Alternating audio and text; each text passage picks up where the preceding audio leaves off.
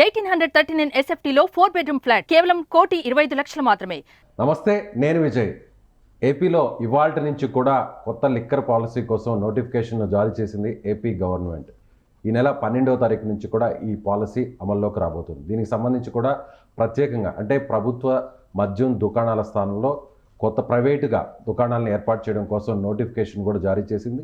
దానికి సంబంధించినటువంటి టెండర్ల అప్లికేషన్ని ఇవాల్టి నుంచి గవర్నమెంట్ స్వీకరించబోతుంది ఎక్సైజ్ శాఖ. దీనిపై విశ్లేషణ చేయడానికి మనతో పాటు ఉన్నారు పొలిటికల్ అనలిస్ట్ చందు శ్రీనివాస్ గారు. నమస్తే శ్రీనివాస్. నమస్కారం విజయ్ గారు. సో ముందుగా ఎవరైతే టీడీపీ జనసేన పార్టీకి సంబంధించినటువంటి అధినేతలు ప్రకటించిన విధంగానే పాత లిక్కర్ పాలసీని రద్దు చేస్తూ కొత్త లిక్కర్ పాలసీని తీసుకురాబోతున్నారు. సో ఒక రకంగా ఇది అంటే మద్యపాన ప్రియులు అనాలో లేదంటే ఒక రకంగా చెప్పాలంటే కల్తీ మద్యం రకరకాల ఆరోపణలు వచ్చాయి. సో దీన్ని ఎలా చూడాలి?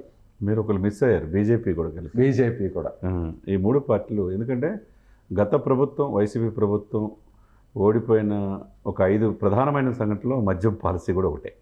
మద్య ప్రియులు ఎగనిస్ట్గా ఓటేశారు. ఎందుకంటే కల్తీ మద్యం తాగి చాలామంది ఊపిరితిత్తులు పాడైపోయి చనిపోయారు అనేది అందరికీ స్ప్రెడ్ అయిపోయింది. కూడా జరిగిందనే ఆరోపణలు కూడా వచ్చాయి. రకరకాల బ్రాండ్లు, కల్తీ మద్యం, దీంట్లో అనేక ఆరోపణలు, ప్రభుత్వ పెద్దల హస్తం ఉందని చెప్పి రకరకాల ఇది మనం చూసాం.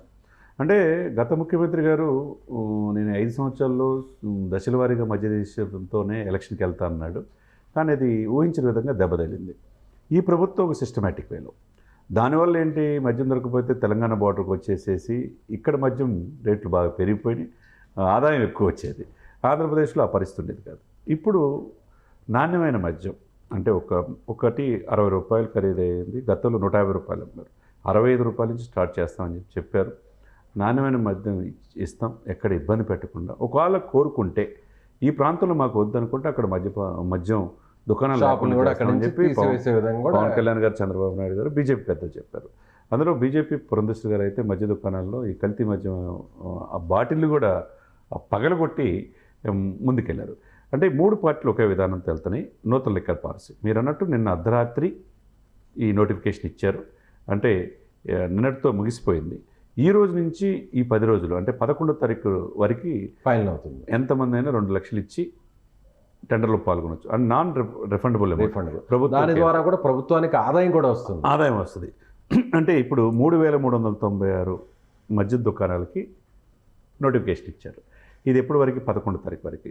11 నైట్ అయిపోయిన తర్వాత 11 నైట్కే కలెక్టర్ 12వ తారీఖు నుంచి నూతన మద్య పాలసీ అనేది స్టార్ట్ అవుతుంది. కొత్త ప్రైవేట్ షాపులో అన్ని బ్రాండ్స్ కూడా అందుబాటులో ఉంటాయి. అందులో ప్రైస్ కూడా తగ్గే అవకాశం ఉందంట. డెఫినెట్గా, ఎందుకంటే పోటీ ఎక్కువ అయ్యేసరికి డెఫినెట్గా తగ్గుద్ది. ఎవరికి కావాల్సిన బ్రాండ్ వాళ్ళకి వస్తుంది. అంటే నాసిరకం బ్రాండ్లు ఉండవు. ఇప్పుడు వాళ్ళు ఇచ్చిన ప్రకారం 11 లాటరీ తీస్తారు, 12 నుంచి ఆ పాలసీ. ఈలోపు ఈ 10 రోజులు ఈ రోజు నుంచి అయిపోయింది కాబట్టి ప్రభుత్వమే నడుపుతుంది ఈ 10 రోజులు, ఏది కొత్త షాపులు వచ్చేదాకా. ఈ పాలసీలో అర్ధరాత్రి ఎక్సైజ్ శాఖ ఉత్తర్వులు నిన్న నైట్ ఇచ్చింది కాబట్టి ప్రధాన నగరాల్లో 12 ప్రీమియం షాప్స్, ఇక్కడ లిక్కర్ మార్ట్లు కూడా ఉన్నాయి. మనకు చూసాం చాలా వైన్ షాప్స్లో, వైన్ మార్ట్ లాగా లిక్కర్ మార్ట్లు కూడా వచ్చేస్తున్నాయి.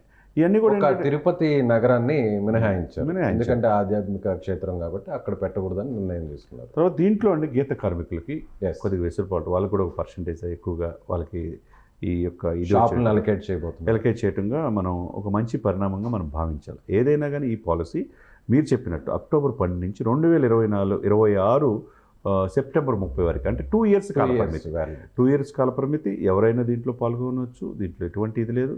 3,396 దుకాణాలకి అఫీషియల్గా కలెక్టర్ ఆధ్వర్యంలోనే లాటరీ తీసి ఎవరికైతే వస్తాయో ఇచ్చే అవకాశం ఉంది. కాబట్టి ఈ మధ్య పాలసీ కొద్దిగా లేట్ అయినా 100 రోజుల తర్వాత అయినా కానీ ఒక సిస్టమేటిక్గా ఈ పాలసీని ఈ కూటమి తీసుకురావడం అనేది అందరూ ఆహ్వానిస్తున్నారు, అన్ని పార్టీలు ఆహ్వానిస్తున్నాయి. కాబట్టి ఎక్కడ కూడా వేరే రాష్ట్రాలకు వెళ్ళి మద్యం కోసం వెళ్ళాల్సిన అవసరం లేదు, అక్రమంగా దిగుమతి చేసుకోవాల్సిన అవసరం లేదు. కాబట్టి ఇక్కడే సొంత రాష్ట్రంలోనే ఆంధ్రప్రదేశ్లోనే నాణ్యమైన మద్య ప్రియులకి దొరికే అవకాశం స్పష్టంగా కనపడుతుంది. మద్యపానం హానికరమైనప్పటికీ కూడా అధినేతలు చాలాసార్లు చెప్పారు, చంద్రబాబు గారు కానీ, మీరు అన్నట్టు పురంధరేశ్వరి గారు కానీ, పవన్ కళ్యాణ్ గారు కానీ. ఎందుకంటే కొంతమంది పని చేయడం వల్ల, అలసిపోవడం వల్ల మద్యం తీసుకునే అలవాటు ఉంటుంది. వాళ్ళకి ఒక నాణ్యత కలిగినటువంటి మద్యాన్ని అందుబాటులో తీసుకొస్తున్నాం. అలాగే అన్ని బ్రాండ్స్ని కూడా తీసుకొస్తూ ఉంటారు. సో ఇప్పటి నుంచి అవన్నీ కూడా అందుబాటులో ఉంటాయి. డెఫినెట్గా ఇప్పుడు ఒకటండి, వాళ్ళకి ఇప్పుడు కొంతమంది డాక్టర్లు కూడా అకేషనల్గా తీసుకుంటే తప్పు లేదంటారు, గుండెకి కూడా మంచిది వైన్ తీసుకోవాలంటారు. ఏదైనా కానీ మద్యం మనం మందు తాగుతాం అనుకోండి, అది మనల్ని తాగినప్పుడు ఇబ్బంది, మనం తాగినంత వరకు ఇబ్బంది ఉండదు.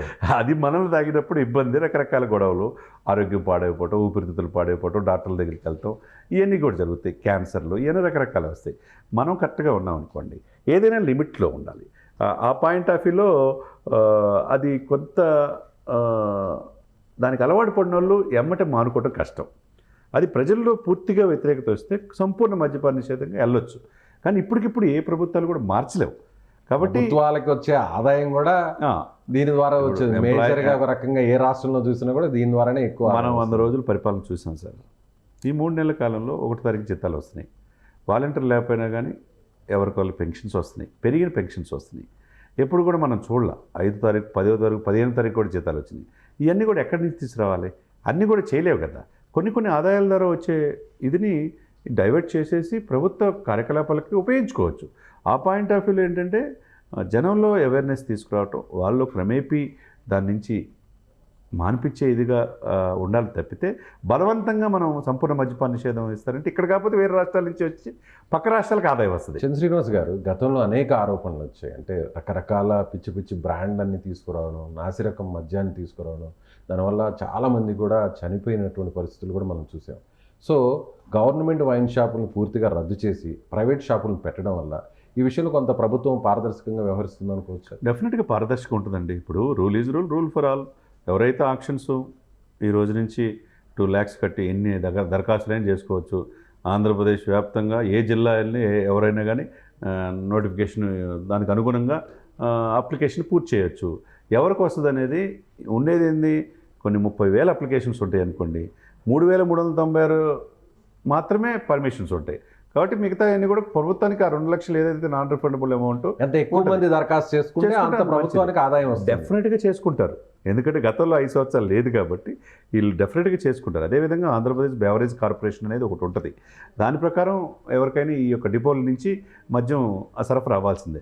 కాబట్టి సిస్టమేటిక్ వేలో ఎక్కడ కూడా ఇది లేకుండా ట్రాన్స్పరెన్సీగా జరిగే అవకాశం డెఫినెట్గా ఉంటుంది అనమాట. సో అదేవిధంగా గతంలో చూస్తే గవర్నమెంట్ షాప్స్ని కండక్ట్ చేసింది గవర్నమెంట్. ఆ తర్వాత ఎక్కడో కూడా ఓన్లీ బార్లో మాత్రమే లిక్కర్ తీసుకోవాలి అని చెప్పింది. ఇప్పుడు పర్మిట్ రూమ్స్ని కూడా అలో చేస్తుంది. సో తెలంగాణ గవర్నమెంట్లో, తెలంగాణ స్టేట్లో, పొరుగునున్నటువంటి వేరే కర్ణాటక స్టేట్లో ఏ విధంగా పర్మిట్ రూమ్స్ ఉంటాయో, సో ఏపీలో కూడా ఈ ప్రైవేట్ షాప్కి అవి అనుసంధానం చేయబోతున్నారు. దానివల్ల బహిరంగంగా మద్యం సేవించే ఆ పరిస్థితులు ఏమైనా మారే అవకాశం ఉందంటారు? తప్పకుండా. ఎందుకంటే బెల్ట్ షాపులు అంటారు దాని. బెల్ట్ షాపులు నగరంలో ప్రతి ఒక్కరు కూడా ప్రతి ఇంట్లో పెట్టుకొని కూడా ఇది చేసుకుంటూ ఉంటారు అవకాశం. ఇప్పుడు మనం చూసాం, ఇప్పుడు హైదరాబాద్లో ప్రగతి నగర్ ఉంటుంది, అక్కడ ఇప్పుడు కూడా బార్ షాప్ ఉండదు. వాళ్ళు ఒక సిస్టమేటిక్గా చేసుకున్నారు. ప్రగతి నగర్ అవతల బాచుపల్లి కావచ్చు, యువతల కూకట్పల్లి ఇటు సైడు ఉంటుంది. ఆ చెరువు దాటితే ఉండదన్నమాట. అంటే అక్కడ అలాంటి యూనిటీ రావాలి. అది రానంత వరకు ఇట్లా ఉంటుంది.